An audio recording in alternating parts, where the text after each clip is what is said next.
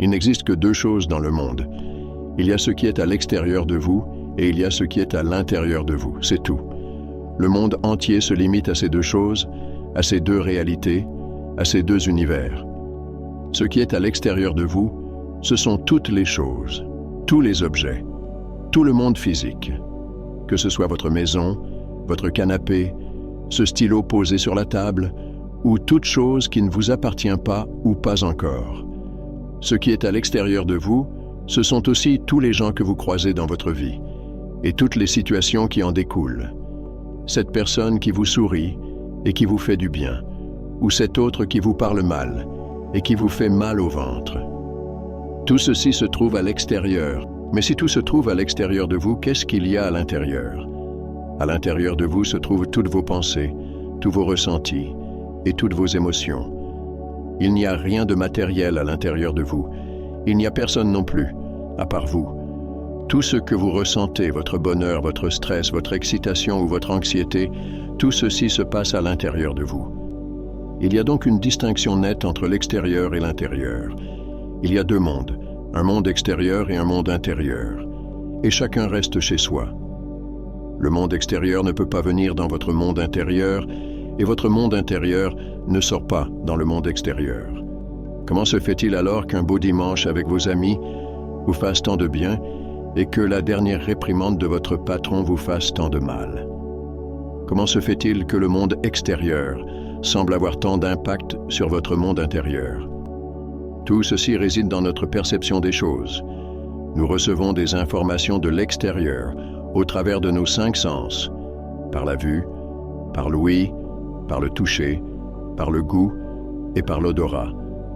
Et nous analysons ces informations en fonction d'un ensemble de règles, dont la majeure partie nous est inculquée par la société, par le groupe social dans lequel nous vivons. Les paroles des autres, qu'elles soient positives ou négatives, ne sont que des vibrations de l'air qui viennent percuter notre tympan pour être transformées en signal électrique communiqué à notre cerveau. C'est ça la réalité. Ces ondes, ces vibrations, ne sont absolument pas néfastes pour nous. C'est ce que nous en faisons dans notre esprit qui peut devenir néfaste. Quelle que soit la situation, elle ne nous affecte en aucun cas. Quelle que soit la situation, elle n'a aucun impact sur nous. C'est ce que nous faisons de cette situation qui a un impact sur nous. Autrement dit, je suis seul responsable de ce que je ressens.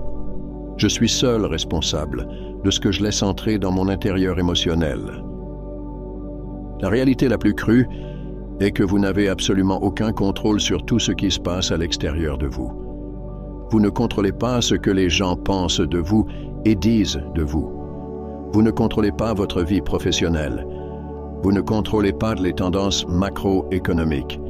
Vous n'avez aucun contrôle sur ce qui se passe à l'extérieur de vous. En revanche, ce qui se passe à l'intérieur de vous n'appartient qu'à vous. Vous avez ou vous pouvez avoir le contrôle absolu sur vos pensées. Vous pouvez décider de changer vos perceptions des choses pour modifier votre état émotionnel. Vous n'avez peut-être pas le contrôle sur l'extérieur de vous, mais vous avez ou vous pouvez avoir le contrôle absolu de l'intérieur. Et ça tombe bien, parce que c'est à l'intérieur que tout se passe.